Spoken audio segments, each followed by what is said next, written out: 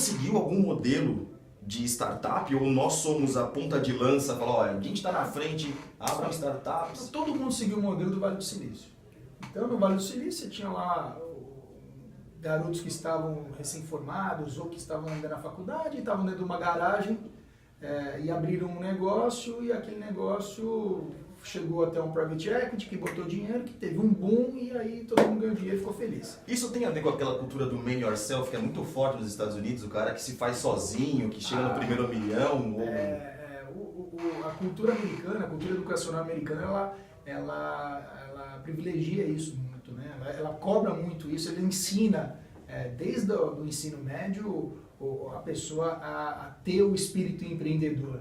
Isso de fato. E você vê isso acontecendo com a gente? Não, muito longe. A gente ainda está no passo das pessoas falarem o português correto, o pessoal fazer compra de forma correta. Falta um pouco. Acho que a gente está um passo ainda atrás. E aí o que acontece? Esse pessoal lá no Vale do Silício começou a fazer esse trabalho e isso foi difundido para a Alemanha, para Israel, para o Brasil. O Brasil tem uma quantidade expressiva de startups. Coreia do Sul, bastante. Então, são nichos que têm uma quantidade grande de pessoas, de cabeças pensantes ali para esse tipo de empreitada. O importante é que você falou até do tema do cara fazer 1 milhão, né? Primeira vez e tal. Você sabe quantos % das startups de fato viram? Aqui no Brasil ou fora? No Brasil. Olha, 40%? 5%. 5%? Esse é o tema. Todo mundo só vê, é igual jogador de futebol, né? Todo mundo só vê o cara que ganha 200 pau, 500 pau, mas ninguém vê que isso representa a topo da pirâmide. São os 10% dos jogadores de futebol que realmente ganham essa grana. Cara, startup é a mesma história. É um número pequeno de startups que, de fato, conseguem virar, e que eu estou falando virar não é a pessoa se tornar milionária, não, é que ela consegue virar o modelo de negócio, começa a trabalhar e etc. Isso não é garantia que a empresa vai conquistar o seu primeiro milhão de por isso que a preparação é fundamental, né? Não se arriscar e, olha, peguei o dinheiro que eu recebi porque eu saí da empresa e... O segredo dessa história são ciclos curtos, que a gente fala, né? Então você tem que ter um ciclo curto para você errar rápido. O que eu quero dizer com isso? Você vai lá, testa o modelo, errou, próximo. Errou, próximo. Puta, isso daqui... Porque tem uma história que qual é a grande dificuldade do empreendedor? É o momento de parar. Como assim? Você está lá, pegou a sua grana, investiu no negócio e o negócio não está virando. Que hora que eu saio disso? Será que eu vou até zerar a conta? Ou, tem um momento ali que eu tenho que dar um stop loss, né, que o pessoal comenta, que é para sangrar a perda e falar, daqui eu vou assumir esse prejuízo, mas eu não vou mais brincar disso. Essa é uma decisão difícil. Mas existem artigos na internet, existem coworkings que podem orientar o empreendedor nesse tipo de ação. Isso é importante para o pessoal buscar. Claro, o Sebrae oferece muitos cursos. Tem muita coisa, só que tem que se profissionalizar, né, cada vez mais, porque se você não se profissionalizar para fazer o seu negócio... Você pega aqui, tem o Sebrae, é um caminho quando você está indo para um determinado segmento de empreendedorismo. Você pode procurar, por exemplo, o Cubo, que é o coworking que é patrocinado por um grande banco, por um grande private equity, que ele faz o quê? Ele prepara algumas startups, ele tem um coworking ali de startups e uma troca informação com a outra, né? Ou então você pode procurar incubadoras. Quando a gente está falando de startups do mundo tecnologia, você pode buscar incubadoras ali que podem ajudar essas empresas também. Como é que funcionam as aceleradoras de startup?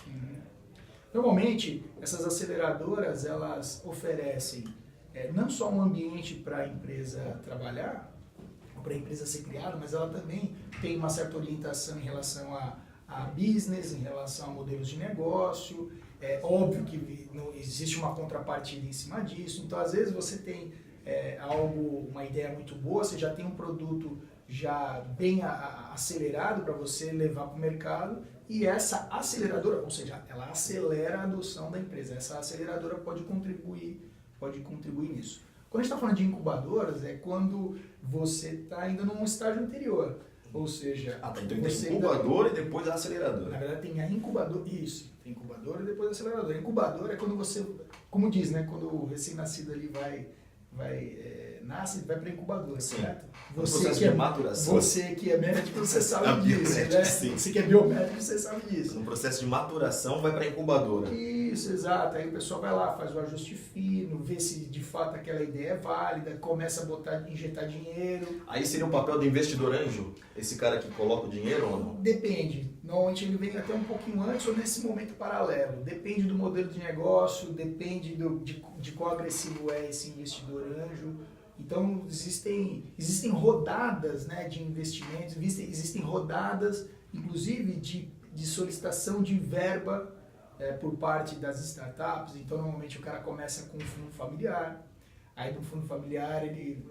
entendeu? É assim mesmo, a vida é assim. Sim, E detalhe, não é uma particularidade do Brasil, qualquer lugar do mundo é assim. Né? Assim, porque se a gente considerar que, por exemplo, a Apple começou numa garagem, ele precisou de um investimento de fundo familiar. Imagino, não sei. Né?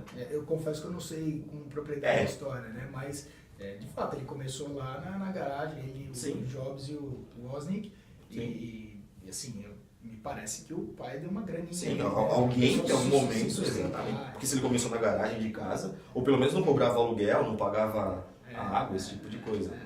E como é que a tecnologia tem ajudado as startups no Brasil aqui? Porque você falou do Vale do Silício. Pode me corrigir se eu estiver falando bobagem. O Vale do Silício está muito relacionado com o MIT, né? Não, o MIT ele fica em Boston. Nada, tá vendo? Falei bobagem. Fica lá em Boston, Massachusetts lá em cima, e o Vale do Silício ele fica na Califórnia. O Vale do Silício, o silício é um material importante para a fabricação de chip. Eu sei que silício também dá para fazer vidro, um monte de coisa. E por isso que as empresas de tecnologia acabaram ficando ali no Vale do Silício, né? Mas o importante é que as empresas, as startups que estão no Brasil, na China, Índia, Alemanha, Israel, elas não perdem nada em termos de qualidade e competitividade para as startups americanas.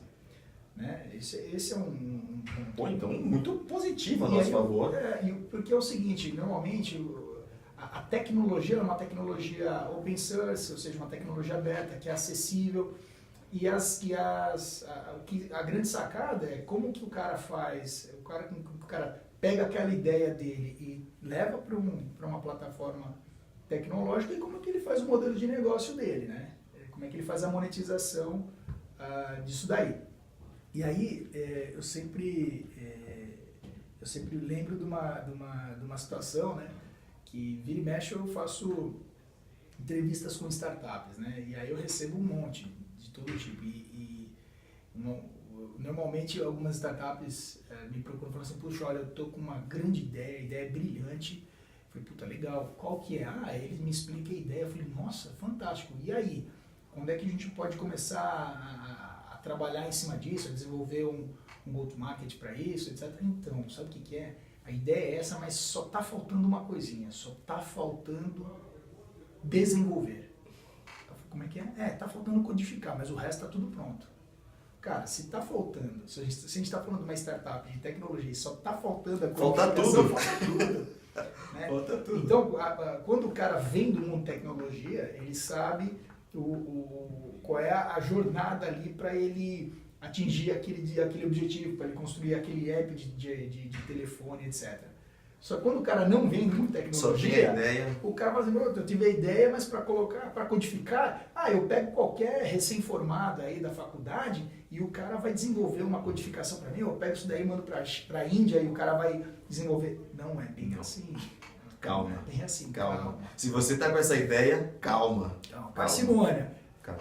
Pergunta para um colega que teve uma experiência semelhante, procure fóruns na internet que mostram como que é essa jornada, se é fácil, se é difícil, em que estágio você está, não é tão elementar assim. Calma. Bom, já deu mais que 15 minutos, eu falei que a entrevista hoje ia ser fácil. Você quer alguma dica se alguém pensar, para mim já ficou claro, mas é sempre importante falar, se alguém está se preparando para empreender com uma startup, o que você falaria, sei lá, de 3 passos ou 4 passos básicos para ele se planejar e de fato fazer o negócio acontecer? Eu vou fazer mais fácil. Eu vou fazer um convite aqui para quem está assistindo para visitar o SAP Startup Focus. O SAP Startup Focus é o programa de startups da SAP. E aí, qual é o critério que a gente utiliza ali para selecionar as startups que vão entrar no nosso programa? Ela necessariamente precisa ser uma startup B2B, ou seja,